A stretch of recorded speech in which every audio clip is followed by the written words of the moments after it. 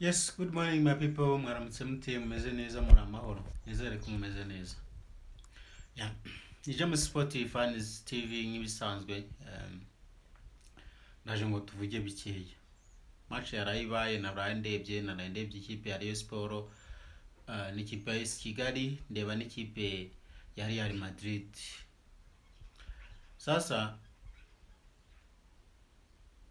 sinzi niba Rayon Sport yiganye ikipe ya PRFC mu gutsindwa bwabuzeho gato. Rayon Sport yatsinzwe 2-0, APR yatsinzwe 3-2. Ntabwo nabyita kwigana, reka ntere kubyita kwigana, yakoze ibyayo. Nyuma yo kwirukana Afhami ya Lotfi watsinze Rayon Sport, byamesheje akazi ko kuba yayitoza yaturutse muri Mukura. Sasa iyo story ukuntu imeze, Afhami ya Lotfi yatozaga Mukura, hanyuma atsinda Rayon Sport imikino yose bagombaga guhura muri Peace Cup, muri Premier League no muri Super Cup. Mikino yose Afhami ya Lotfi arayitsinda, atsinda Rayon Sport. Ibyo ngibyo rero byamuhesheje akazi, se zirangiye uyu mutozo wadutsinze amajyana amaza, reka tugire gute tumuha akazi. Nuko nguko Afhami ya Lotfi yinjiye muri Rayon Sport, aratoza biranga. Bati rero Afhami ya Lotfi turakwirukanye. Afhami ya Lotfi aragenda asigira umusigira wari umwungirije wo mu Rundi, sinibuka izina rye, abari usigara mu nshingano. Uyu munsi nawe nyuma yo kugenda kwa Afhami ya Lotfi, AS Kigali rabatsinze, sinibuka neza amakipe yose yayitsinze, ariko mu makipe yayitsinze barimo ikipe ya PRFC yayitsinze ibitego 3-0. None nicyo gihe cyo kwirukana n'uyu musigire bagashaka undi mutoza?